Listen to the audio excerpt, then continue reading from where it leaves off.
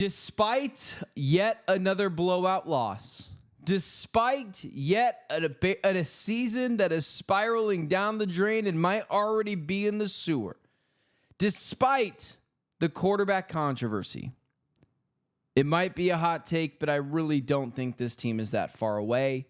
And I think that's what should be focused on today on the Ben Garcia Show. The Ben Garcia Show. Yeah. Woo. Best show in the land. Yup. Listen. Come and get your information from Ben Garcia. Get the latest on your quarterback, running backs, and receivers. Tune in, so any other show you don't need them. Any news that he giving out, please just believe him. Giving out the latest prediction and top-notch analysis. Wanna hear the truth, better have thick skin like calluses. The latest move that your team just made can be damaging. The dudes ain't speaking no facts, they just be rambling. Lights, camera, action, turn on the show, go get the cameraman. Yeah. Lights, camera, action, turn on the show, go get the cameraman. The Ben Garcia Show. What is up? Welcome into yet another edition of the Ben Garcia Show, a Tuesday edition of the Ben Garcia Show. Normally, and this is for the foreseeable future, we are here Monday, Wednesday, and Friday at 8 a.m. But unfortunately, due to me getting, I'm like 95% sure coronavirus I'm definitely starting to feel way better than I was the past couple of days. We are doing the show on Tuesday because I'm someone that holds myself to a very high standard. And instead of just giving you content that reeks on Monday, I decided to push the show back to Tuesday. So we will still be going live tomorrow. Just this week, it is Tuesday, Wednesday, Friday. But for the foreseeable future, the show will be live Monday, Wednesday, and Friday at 8 a.m. here on YouTube on the Ben Garcia Show. Do me a favor, hit that like, share, subscribe button, and follow me on all social media platforms at Ben Garcia Show. For my guy, Michael Evans, who said, Ben, I hope you're feeling better today. I am. Not every single part of my body hurts today, which is a great place to be. Because let me tell you, I was really struggling over these past couple of days. My family, my immediate family came in contact with COVID. Probably should have been more courteous to that and got closer than I should have, and 95% sure contracted COVID, but never got tested. I don't know. I feel better today. My body feels better. That's what I'll say. My body feels better today, and I don't feel like I want to hurl myself into the nearest wall. I was supposed to be at the Suns game on Sunday, ended up not doing that because, again, I was sick. And it sucks. I want to build a consistent following. I want to build a consistent show, but I just couldn't do a show yesterday. So for my guy Mark and for my guy Michael in the chat, appreciate you guys being here. So here's the problem with the Cardinals today. The biggest issue is we're not talking about the game today, which we should be. We should be talking about the game. We should be talking about where this game was won, where this game was lost, but we're not.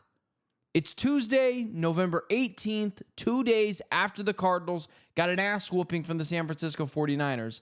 And for the, fourth straight week now, we're not talking about a team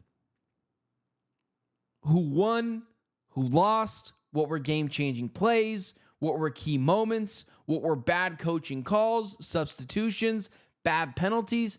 Instead, we're talking about narratives. And narratives should be a Wednesday, Friday show. But the biggest problem with the Cardinals is they're uncompetitive. It is 2 days after the game. We're in week 12 now. We just finished week 11. We have 6 more games to go, and the Cardinals are already out of it before Thanksgiving. And if you want to fire Drew Petzing, if you want to fire Jonathan Gannon, if you want to fire Monty Ossenfort, you go right on ahead and do so. It's where this narrative from, again, I don't like calling people Kyler Murray stans. It feels rude, so I just call them fans. Kyler Murray fans who have gone after me for trying to blame Kyler for everything, which is just nonsense. It's just complete and utter nonsense. I've never done that. Still haven't done that. Won't do that because it's not all on Kyler. Ultimately, I think Kyler has a certain set of skills that is best used or amplified with a stable organization Kyler is not good enough to take a team in the pits of Hades to relevancy. He's just not. He is an under 500 quarterback who has a horrific record against the NFC West that is good, not great, not part of the solution, not necessarily a part of the problem either, might be better suited elsewhere. And for both teams, the Cardinals and Kyler Murray might just need a breakup.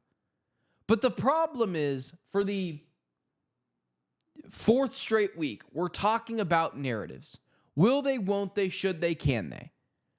Let's start with this. Should the Arizona Cardinals fire Jonathan Gannon? Should the Arizona Cardinals fire Drew Petzing? The Jonathan Gannon one is really tricky. You don't want to fire head coaches in the middle of the season.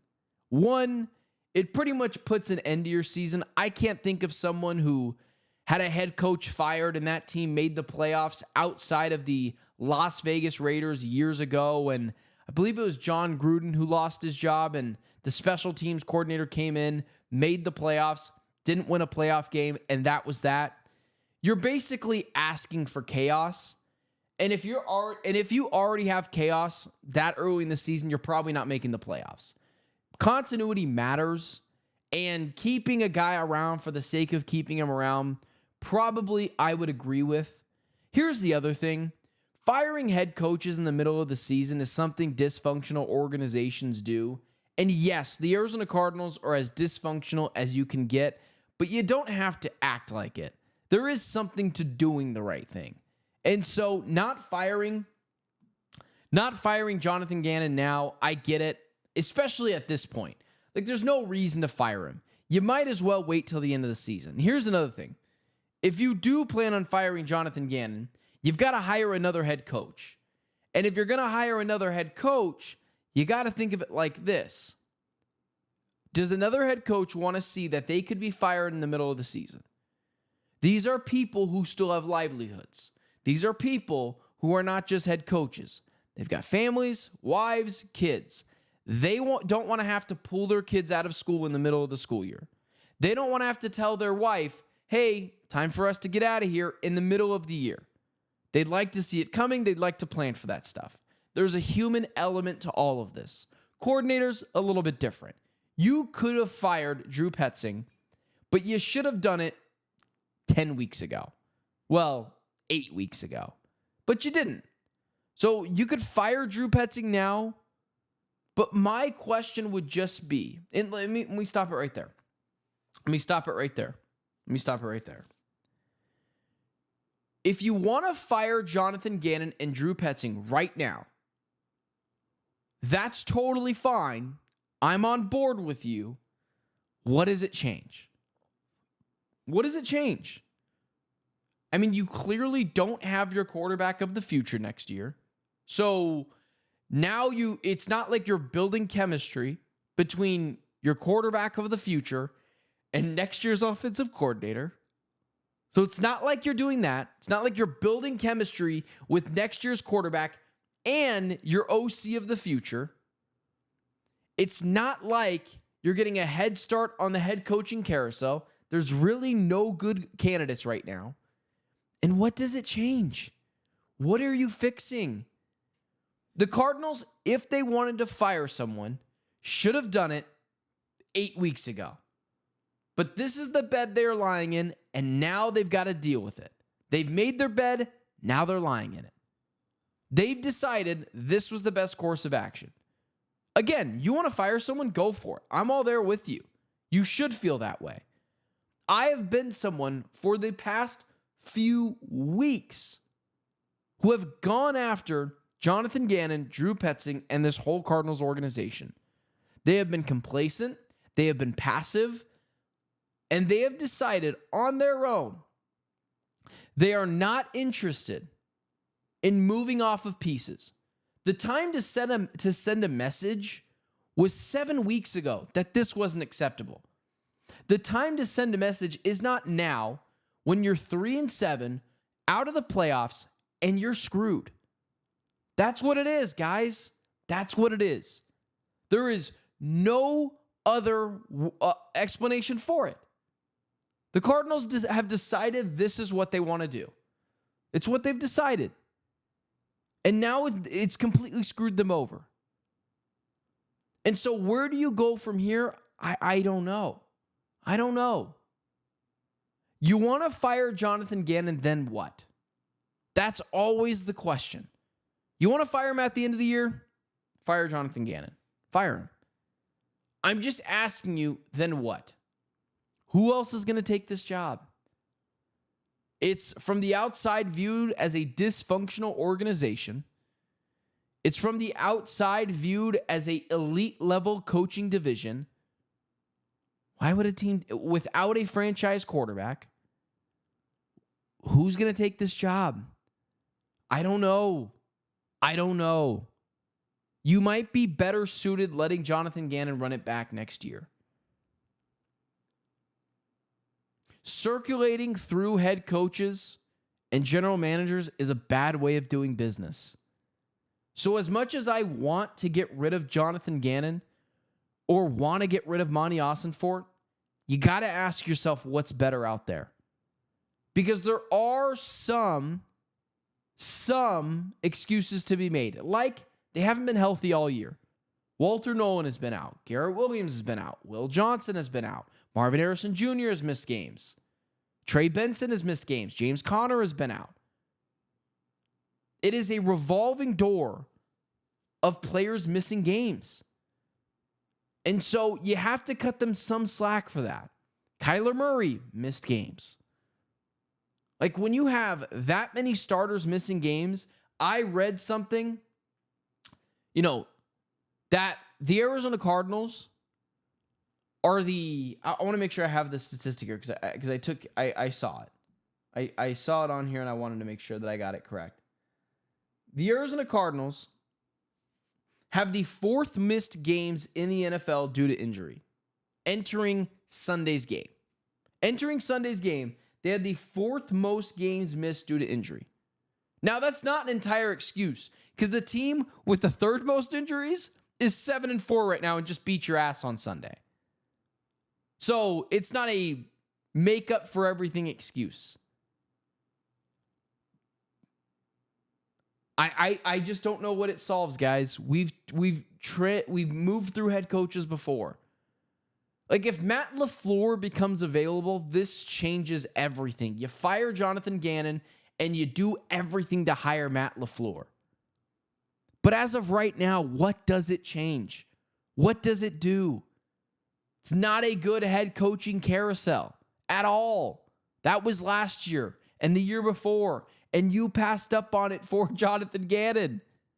This is a terrible spot to be in because of incompetency by this organization. Once again, this is what we're dealing with. This is what we're talking about. I'll stand by that. I don't think Jonathan Gannon is a bad head coach. I'll stand by it. He got an A+ in the NFL Players Association report card. The players obviously think he's a hell of a leader. And the defense, when it was healthy, was one of the better defenses in the NFL. It was one of the better defenses through the first 2 months of the season. Then you lose Walter Nolan, Will Johnson, Garrett Williams, Mac Wilson. It starts to fall apart a bit.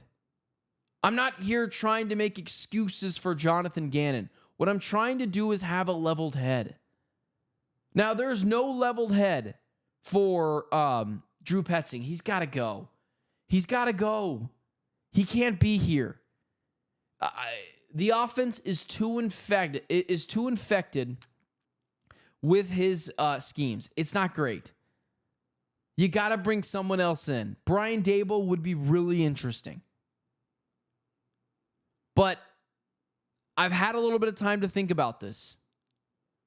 Unless Matt LaFleur became available and the head coaching carousel got absolutely drenched with a bunch of really good head coaching talent, you might just be better suited letting Jonathan Gannon run it back again. Because there are some things where you could say, okay, that is tangible. I understand why it didn't work out like I thought it might.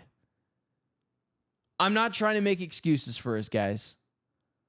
My guy Brian Abdullah in the chat. Season actually took a turn when James Conner got hurt. I don't disagree. Do you know who broke it out on social media and talked about it on YouTube? Hey, are we going to talk about what happens if James Conner gets hurt and how anemic the offense gets when James Conner isn't in the lineup? Do they have a serviceable backup for that? And they might have in Trey Benson, and then he got hurt. Like, there's a bunch of different places where you could talk about, there's a bunch of different places where you could talk about where the season went awry. I think James Conner is a great point to be made. My guy, Evan Keel in the chat, of course, players love Gannon. He's a softie. I totally disagree with that. He got a $100,000 fine from Michael Bidwell for grabbing a player and screaming at him and then hitting him. Some might add that it wasn't exactly the hardest hit in the world, but it's just, that's it, guys. That's it. My buddy in the chat, Michael Evans, who's always here, Ben Bidwell said he's behind Gannon 100%. I did see that. He actually said he's behind Gannon 1,000%. And he will not fire Drew. Drew Petzing is not getting fired. Drew Petzing is not getting fired, guys. It's not happening. At this point in the season, it's not happening. And again, what does it change? You wanted to have Drew Terrell call plays. I was there with you in week 4, week 5, when the season was on life support and it could have been saved. They decided against it. They decided we were the crazy ones. They decided we didn't know NFL offenses. And to an extent, that might be true. But it also seems like neither do they. They're not firing Drew. Now, do I think Drew comes back next year? No, there's no way. There's no way. Someone has got to fall on the sword. And for some people to believe it's Kyler, then you go ahead and do so. Kyler's had 7 years to prove something. He has not done so.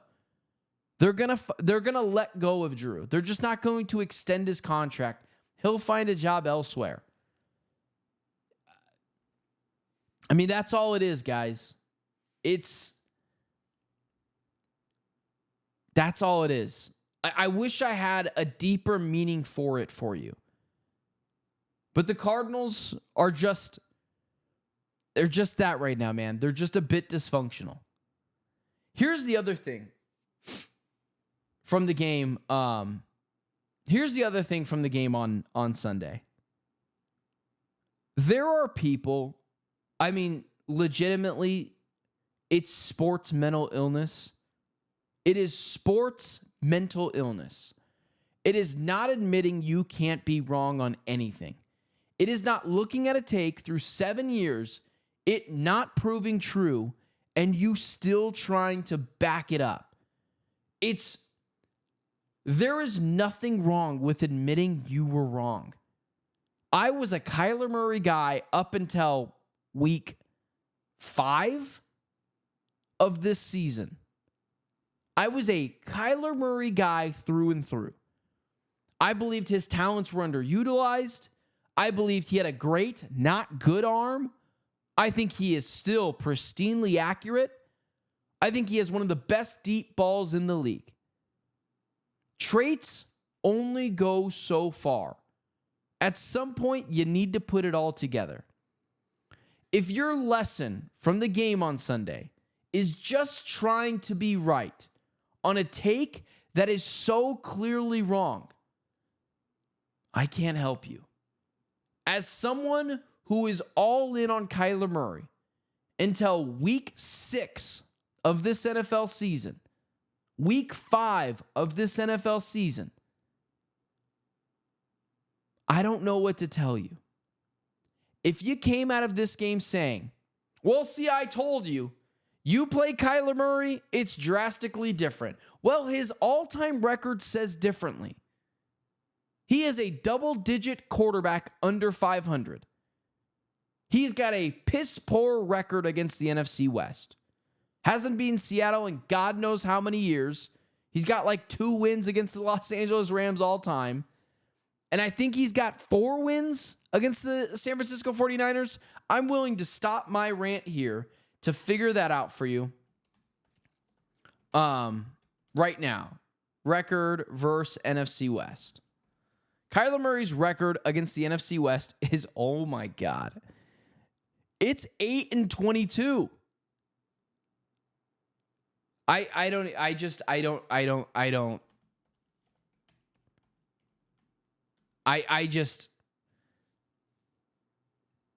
know how people go this way. Kyler Murray's all-time record as a starter is 38-48-1. His career record versus the NFC West is 8-22. If you are trying to contend that it is any different under Kyler Murray this season, you need to be checked into a sports mental institution. It is the clearest form of sports mental illness. It is holding on to a take that is so clearly wrong, but you want it to be right so bad, but it is so wrong it's not even funny. I will absolutely compromise with you that Kyler Murray has real traits and talents that I think might be better utilized in a more functional organization. Does that mean he's going to be the next Sam Darnold, Baker Mayfield? No, I do not believe it is. Could he be Daniel Jones? Maybe. Daniel Jones is playing pretty well. Not as good as Sam and Baker, but he's playing decent. Playing good ball. But there are some things out of Kyler you can't coach out of him. He's not a tough player. He's not. He does not like to play when he's hurt, much less injured. I don't think he trusts his knee after his ACL injury. I don't think he likes to be touched, period. He will not stand in the pocket and deliver strikes downfield. These are all, in my opinion, indisputable facts. My guy Donnie Drew in the chat, I just saw it and he just threw me off guard. So the reason for my rant going awry is him. Dude is so good at what he does. So good to see you here, bro. Who idly jumps off the page to you as a potential OC replacement, realistically, after Petsing. I'll get to that. I'll get to that at the end of the show. I will take all your guys' questions at the end of the show, but because it's Donnie Druin, I think Brian Dable is really interesting. Really interesting. But we have to wait and see who else comes out. But with that being said, if you are dying on the hill of, oh, you were wrong, you asked for this, who the hell asked for this? Who asked for being irrelevant? Who asked for not having one but two quarterbacks? Who asked for being quarterback purgatory? Seriously, ask yourself these questions. Get out of La La Land for 4 seconds. If you think Sunday's game would have been any different for a Kyler Murray who goes down before defenders get near him, who does not push the ball downfield, without Marvin Harrison Jr., James Conner, a depleted defense, Zay Jones, and a penalty every 5 seconds. If you think he's overcoming all of that, I would love to check in to fairy tale La La Land that you live in. Because if you are focusing on that from Sunday, you are focusing on all the wrong things. The Cardinals fell majorly short of expectations. And might I remind you, part of that was with Kyler Murray at quarterback. He led this team to an under 500 record. He barely beat the Saints and the Panthers. In both of those games, the Panthers and Saints had a chance to win those games. The defense stood tall. Do you remember that? Now, it's not all on Kyler. It's never been all on Kyler. Despite the Kyler fans that are, Oh, you pinned it all on Kyler. No rational fan did. No rational media member did. No rational person did. What they saw it as was, Kyler Murray's not the solution. Clearly, it's been 7 years. He's not necessarily the problem either. You could do better. You could do worse at quarterback. And the Cardinals should choose to try to do better. Because what they're doing now with Kyler is not working. Well, they made the playoffs. What did happen when they made the playoffs? They were a tune-up game for the eventual Super Bowl champions. How did Kyler do in that game? He tried checking out. It took Colt McCoy grabbing him by the face mask and throwing him into the game to finish out the game. What are we doing here? There's nothing that pisses... I'm not even pissed about the Cardinals season that much. The Cardinals are a dysfunctional organization that does this fairly often. I was one of the people that said, hey, what if the season goes horribly wrong? Should Jonathan Gannon and Monty Austin-Fort have their job when everyone was debating them at the beginning of the season? And I said, I don't know. I don't think anyone has done anything enough to... I don't think anyone has done anything enough or to the degree that they should just be guaranteed a spot next season. If you are on the boat of,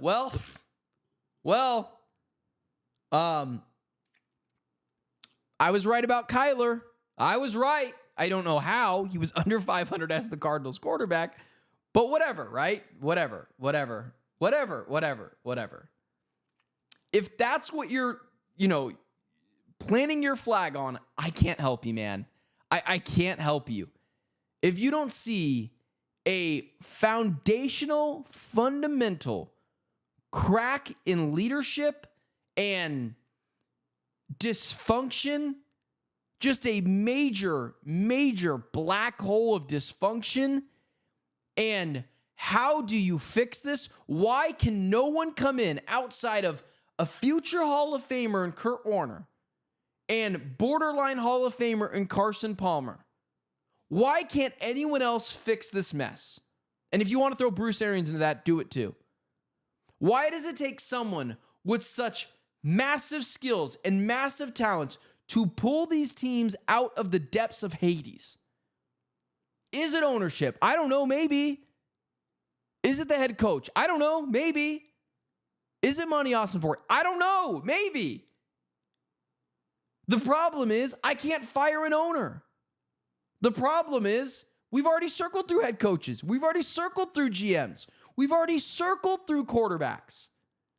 I don't know what the problem is. That is what your concern should be. Not, I was right. I was right. You were wrong. I was right. Because you weren't. Kyler, that game would have been different against Seattle Seahawks. He already lost against Seattle. Well, it was close. Was it for the first 3.5 quarters? Was it? Dumb guy on the internet? I'm frustrated, man. I'm so frustrated. One, because I'm sick as hell still. Actually, that's not true. I feel better today. A little bit better. Catching that second wind, if you will. Probably lost 25 pounds. But I'm frustrated because we've already done everything else. We've already done everything. We've swapped quarterbacks. The Cardinals have swapped head coaching, swapped GMs. You can blame the owner. You can. And you could say that's the foundational problem. And you're probably right. But what can we do about it? Nothing.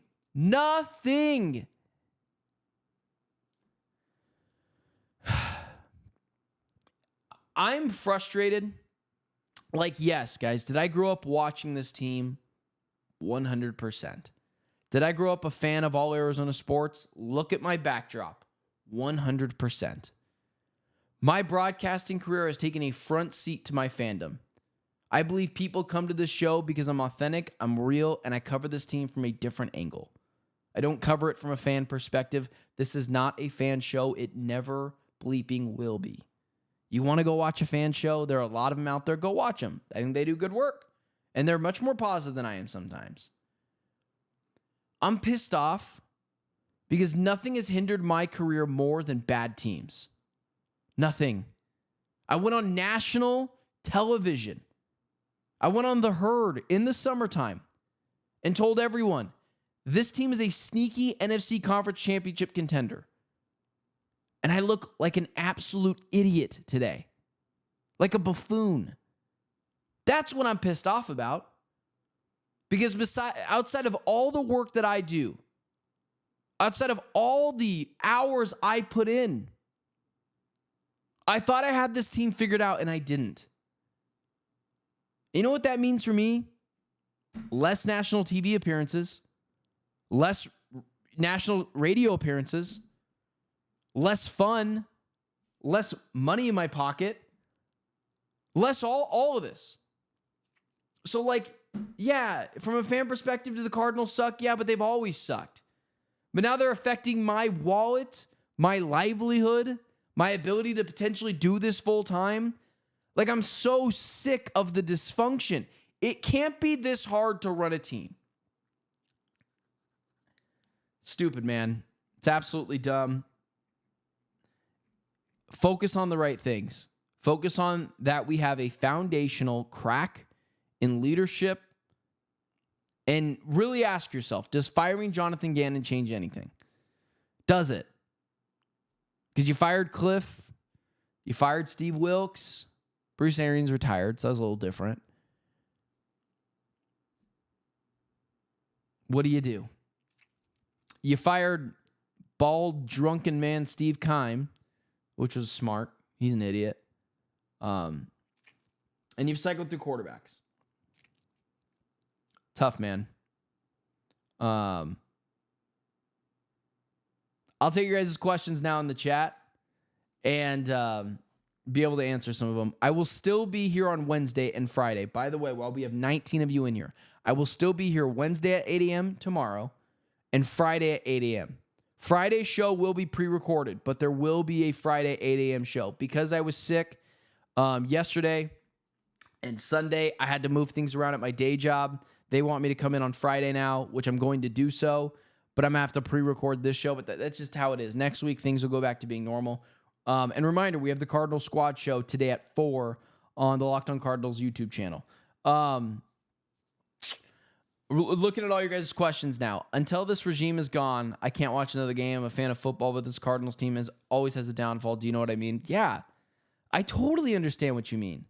I've been saying it for years now, and I'm not going at you, Mark. It's just like when I would see other shows and fan pages get mad at fans because the stadium is empty or full of the opposing team's fans, and they'd say, "Where's your fandom?"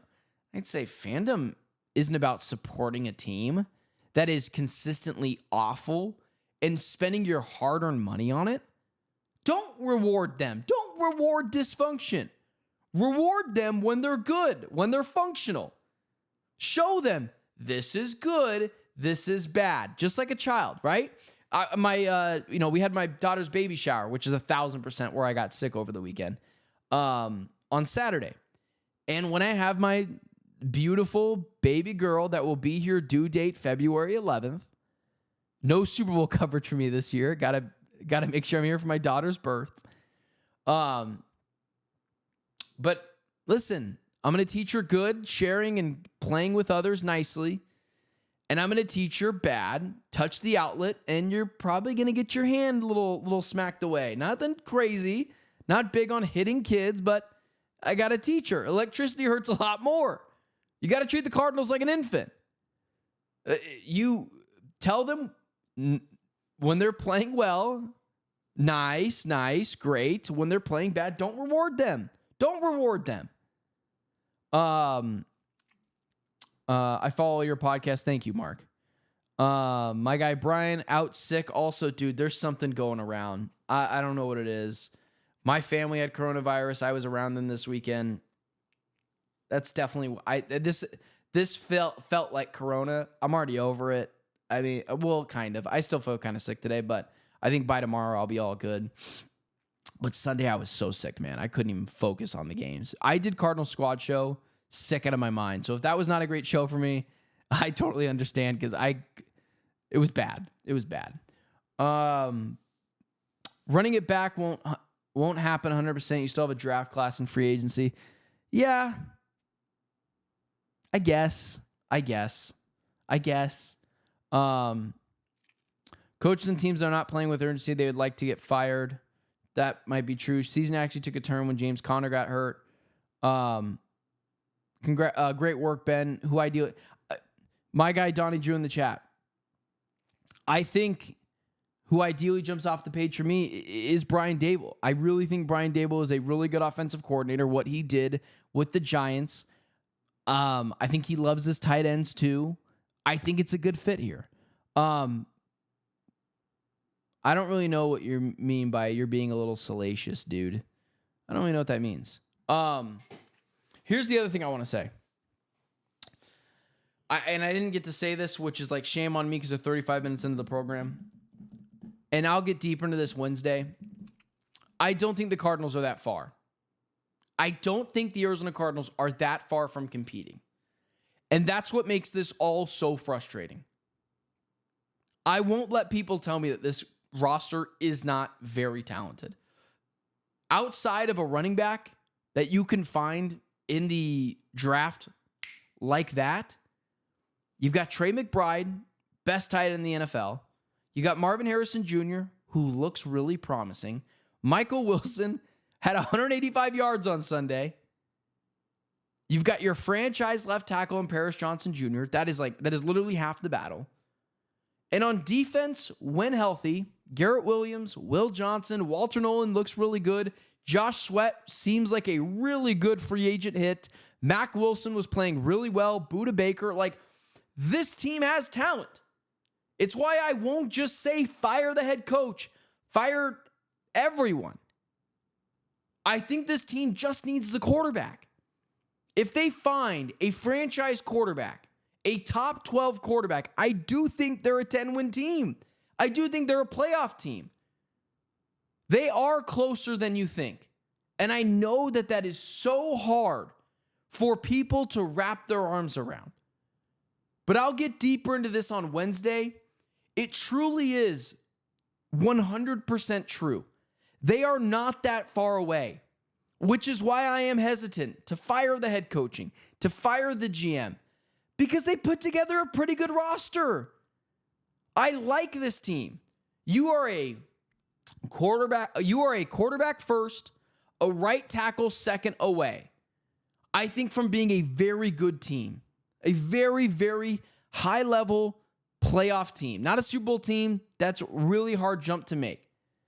But they've got a lot of dudes on this team, guys. A lot of really good players. I just don't think that getting rid of all of it is the right move to make right now. I said it earlier, but if Gannon is still here, would Daboll be too much of a threat? Or just good. Who do I care if he's too much of a threat? And Monty Ossenfort better not care either. Hire the right players. I hope he's a threat. I hope he feels fire under his seat. Better perform well, otherwise this guy, Brian Daboll, could take my job and get me fired. I don't care. I hope he's a threat. Everyone should feel pressure. With that being said, guys, follow me on all social media platforms at Ben Garcia Show. Don't forget to like, share, subscribe to the stream. It helps me out tremendously. And it helps me heal. It helps me heal from my illness, which is not even sickness related. My sports mental illness. So with that being said, follow me on all social media platforms, guys. I'll be here tomorrow at 8 a.m. and Friday at 8 a.m. Although Friday's show will be pre-recorded, but it will still be a full-on Ben Garcia show. Thank you so much for being here. Appreciate you guys more than you guys will ever know. And I will talk to you guys on Wednesday tomorrow at 8 a.m.